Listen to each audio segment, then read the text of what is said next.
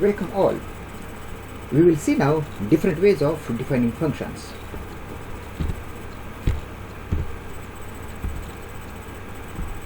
First one, required arguments, keyword arguments, deferred arguments, and last variable length arguments. These are the different ways using which we can define function.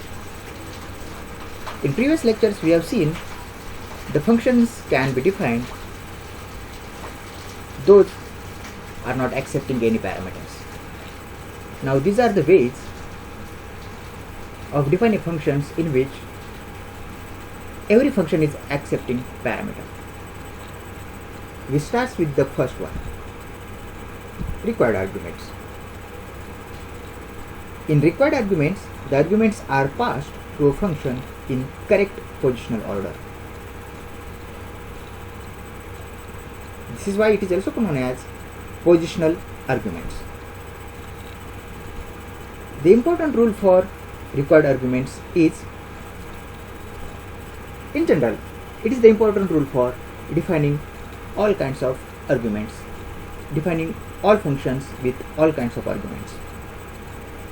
The rule states, the number of arguments and type of arguments in a function call, I am saying function call, should exactly match with the number of arguments and the type of arguments specified in the function definition. So we have two locations here. One is function call, another is function definition. At both these locations, the number of arguments passed and their types must match, otherwise there will be a type error. The program that is demonstrating this concept.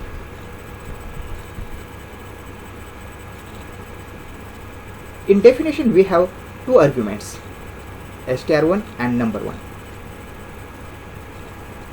The function body contains print statement that is printing the values of two arguments.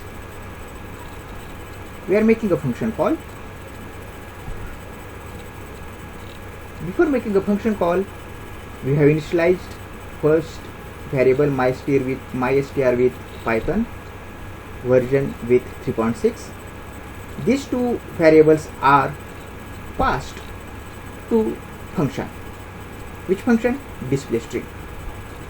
Display string accepts two parameters. So first value passed is mystr and second value passed is version. Presently mystr contains Python, version contains 3.6.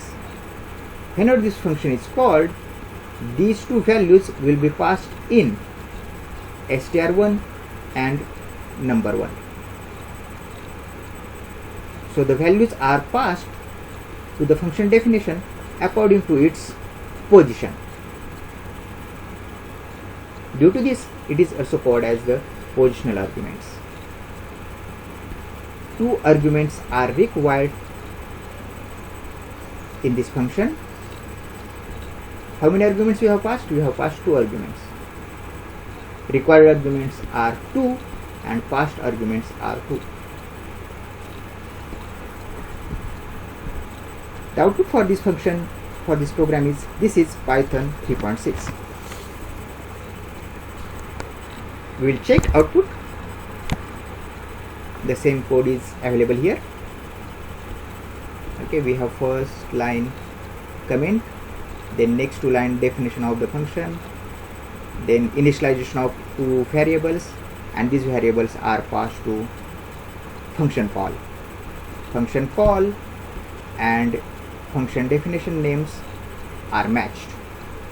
So whenever we execute the program starts its execution at line number 6, then line number 7, and then line number 8 will be executed, which transfers the control to line number 3, and line number 3 will be displayed. While displaying this line, before displaying this line, mystr will be passed in str1 and version will be passed in number1. Check the output. The output is, this is Python 3.6. Now what if we change the type of the argument? For example,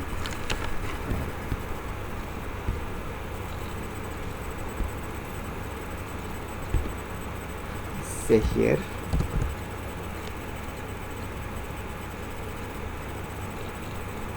print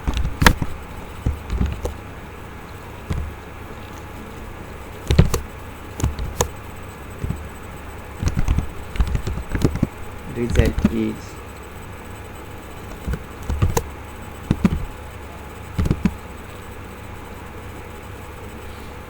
str1 divided by number 1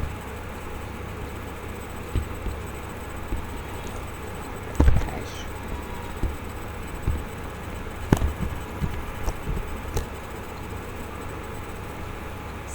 (7.2). I do not make change here in the name of the variables. Okay, so what we had changed, we passed 7.2 as a mystr and 3.6 as a version, and these two values are passed to the function display string. I am now dividing these two numbers, so result should be 2.0. Check the output. Yes, result is 2.0. So what is expected here? It is expected that the str1 and number 1 should be of type integer or float. Now suppose if we pass mystr as Python,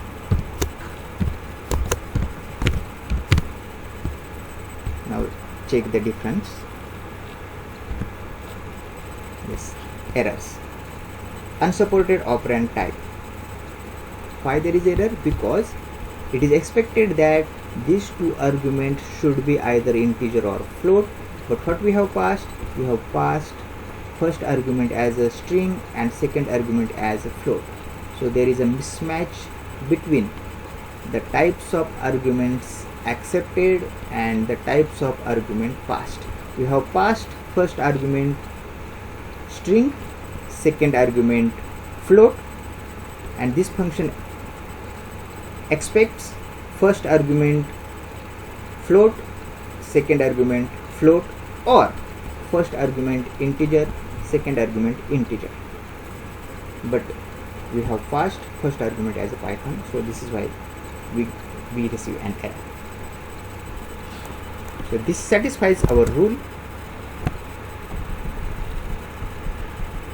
The number of arguments and type of arguments in the function call should exactly match with the number of arguments and the type of arguments specified in the function definition. This is regarding required arguments. In next lecture we will see keyword arguments. Till then, bye. Thank you.